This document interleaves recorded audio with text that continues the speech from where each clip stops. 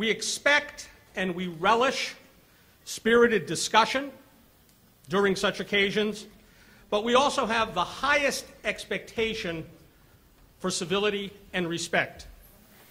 It is no secret that UC Irvine is a hot spot when it comes to Israel. And that is why we're so proud to have here His Excellency, Ambassador Michael Oren, here with us tonight. Ambassador Oren is an academic. A graduate of Princeton and Columbia, Ambassador Oren has received fellowships from the U.S. Departments of State and Defense, from the British and Canadian governments. He has been a visiting professor at Harvard, Yale, and Georgetown. It is my absolute pleasure and honor to introduce a man that I have great respect for, Ambassador Michael Oren.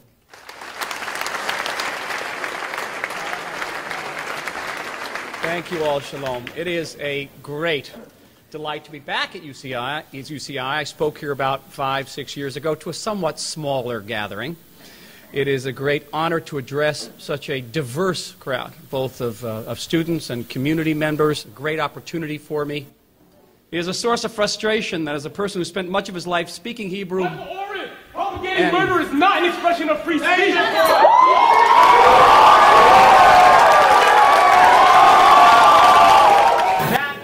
That violates a number of rules that we have at the university. Having one person do it is fine. Get it out of your system. But we're going to be polite and courteous to our guests.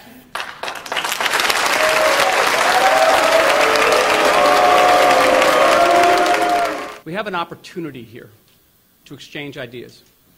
You have an opportunity to hear a different perspective. This is why you have come to this campus as students. You haven't come to this campus to hear one idea. You've come to hear a multiplicity of ideas. It's a humble suggestion.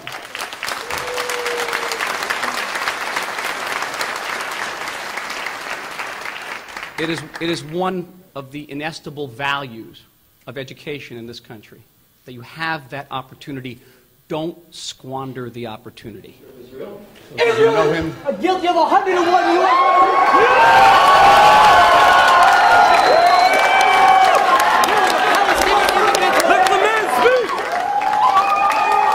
This is Irvine, California. You have a point of view. We would all appreciate it if you would ask good questions. And as the person who's going to call on people, I guarantee that if you raise your hand, I will allow you to ask a question when the ambassador has finished speaking. Ambassador? It's not London, it's not Jerusalem, but it's also not Tehran.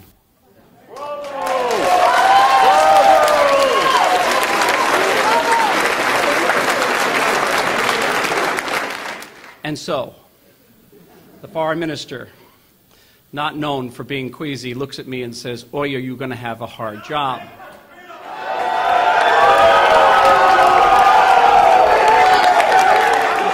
All you did today was embarrass yourself and the university. As the professor said, free speech is something that we value, but I just want to say how embarrassed I am on behalf of our entire university at the disruptions that you've heard tonight. Any student that has to be removed from this room because they are violating that code of conduct is going to be subject to disciplinary proceedings by the appropriate procedures on this campus. One of those procedures can result in suspension or dismissal from the university. I want to add one more thing. Yes, we all know about the right of free speech in America, and especially on American campuses, but there's something else here. I spent most of my life living in and studying the Middle East, and one of the great and eternal cultural facets of the Middle East is hospitality. When you invite somebody into your house, even if you do not agree with them, even if they're ostensibly your enemy, once you have invited them into your house, you are their hosts and they are your guests. I'm your guest here, and I'm asking for the Middle Eastern hospitality to your guests. I've come into your house. You are my host. I'm asking for hospitality. I knew that the origins of that relationship went very, very far back, close to 400 years to the first political period.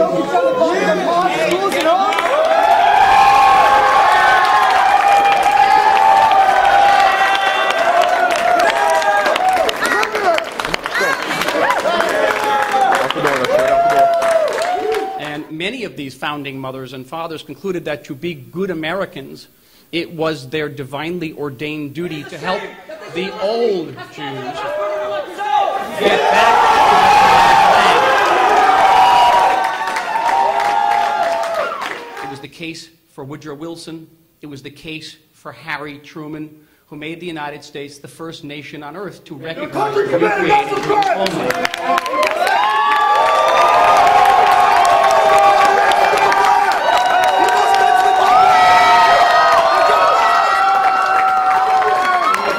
The U.S.'s relationship is the most multifaceted, multi-layered, deepest alliance this country has had with any foreign nation in its post-World War II period.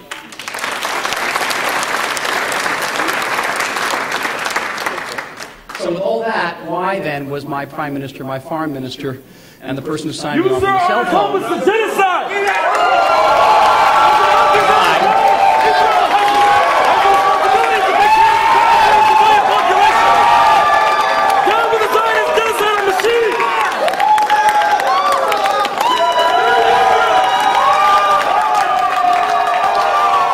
The individuals who are leaving the office, leaving the room, Chief Hennessy, are also being arrested.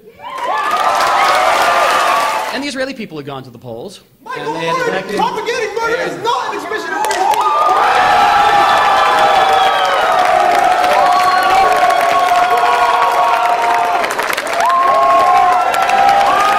In an attempt to induce by diplomatic means the Iranian regime to suspend the enrichment of uranium on their soil, to suspend what we all believe was an Iranian intention to create nuclear weapons that could threaten Israel and the entire Middle East. We were concerned about this. not free speech!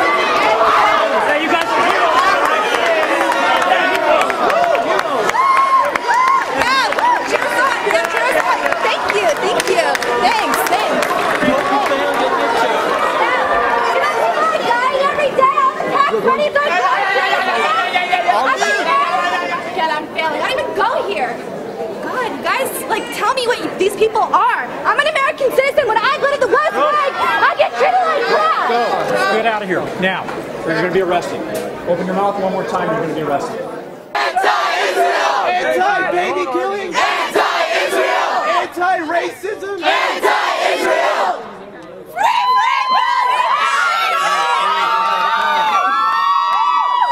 You guys are all women. We're going this way. I know that you're going to think this is strange, but I really wish they had stayed.